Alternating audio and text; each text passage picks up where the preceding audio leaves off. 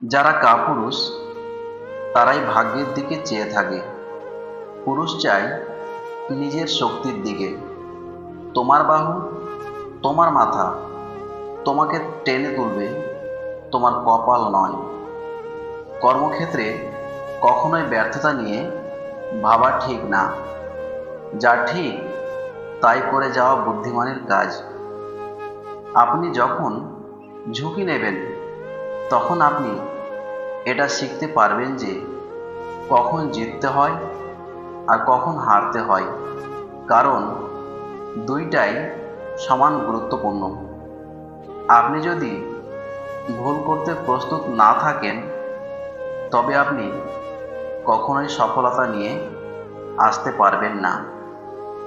আমার আগের ব্যর্থতা থেকে একটা জিনিসই শিখতে পেরেছি, সফল হওয়ার আগ পর্যন্ত চেষ্টা চালিয়ে যেতে হবে। সফলতা আর ব্যর্থতা জীবনেরই অংশ। ব্যর্থতা তখন সাফল্য যখন আমরা তা থেকে কিছু শিখি।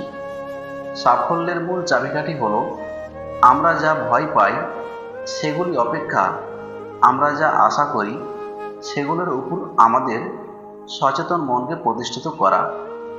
যে পাঁচটি আচরণ মানুষকে ধনী থেকে ভিখারি করে দেয়। নম্বর 1, আয় ও ব্যয়ের সঠিক হিসাব না রাখা এবং বাজেট মেনে না চলা অর্থ নষ্টের প্রধান কারণ হতে পারে। অপরিকল্পিত কেনাকাটা, অপ্রয়োজনীয় খরচ এবং বিলাসবহুল জীবনযাপন দ্রুত সঞ্চয় শেষ করে দিতে পারে। নম্বর 2, উচ্চ সুদের ঋণ গ্রহণ বা ক্রেডিট কার্ডের অতি ব্যবহারের কারণে ঋণের বোঝা বৃদ্ধি পায়। ঋণ সময়মতো পরিশোধ না করলে সুদের বোঝা এত বেড়ে যায় যে তা পরিশোধ করা কঠিন হয়ে পড়ে। নম্বর 3, জরুরি সঞ্চয় না থাকা বা ভবিষ্যতের জন্য সঞ্চয় না করা আর্থিক সংকটের দিকে নিয়ে যেতে পারে। সঞ্চয় না থাকলে অপ্রত্যাশিত ব্যয় মেটানো কঠিন হয়ে পড়ে।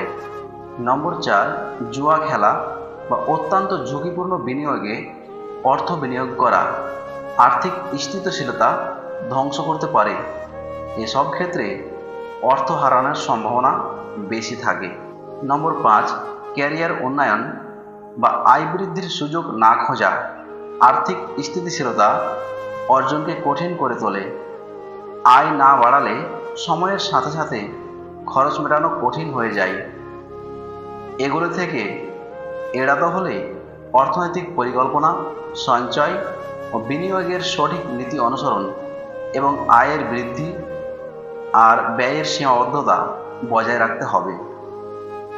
ভিডিওটি দেখে যদি আপনাদের একটুখানিও হৃদয় স্পর্শ করে থাকে তবে লাইক ও কমেন্ট করবেন এবং আমার এই বেস্ট বাংলা মোটিভেশন চ্যানেলটিকে সাবস্ক্রাইব করে পাশে থাকবেন। সবাইকে ধন্যবাদ।